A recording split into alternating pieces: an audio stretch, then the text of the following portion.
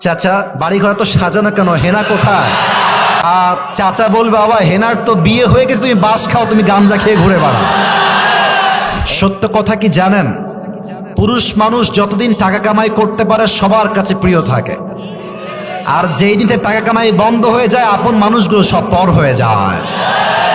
এজন্য আমি সবাইকে বলবো, সময় থাকতে টাকা কামাই করো হালাল ভাবে, অনেক বেশি ব্যবসা করো, চাকরি করো, উদ্যোগ নাও, প্রতিষ্ঠিত হও জীবনে।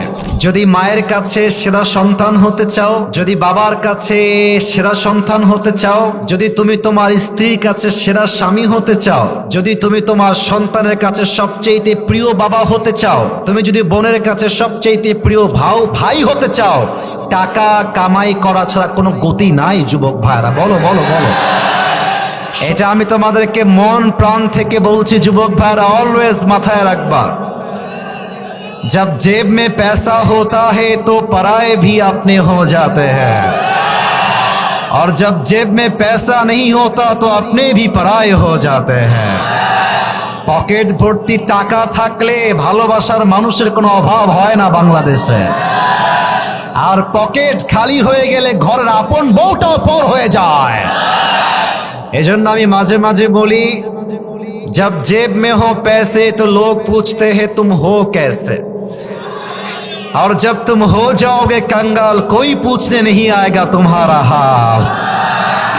পকেট ভর্তি টাকা, বলবে হাউ আর ইউ, কেমন আছেন ভাইয়া আপনি, আর যখন পকেট খালি বলবে হু আর ইউ, তুমি কে, তোমাকে তো চিনতে পারছি না ভাই আমি।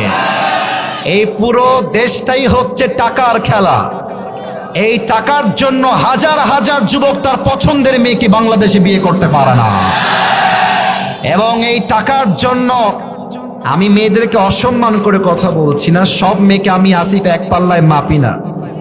অনেক মেয়ে টাকা দেখলে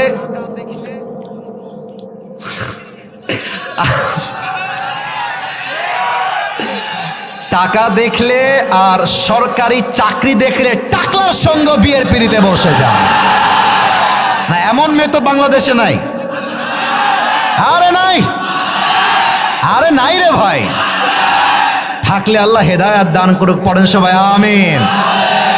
এজন্য আমি বলি, পকেট শূন্য থাকা অবস্থায় যে আমাকে হালাল ভাবে বিয়ে করতে চাইবে সে তো আমার ভালোবাসা পাওয়ার যোগ্যতা রাখে, আর যে আমাকে প্রতিষ্ঠিত হওয়ার পরে চাইবে বুঝতে হবে সে আমাকে ভালোবাসে নাই, সে আমার অবস্থানকে ভালোবেসেছে। আল্লাহ যুবক ভাইদেরকে হালাল ভাবে বেশি বেশি ইনকাম করার তৌফিক দান করুক, পড়েন সবাই আমিন।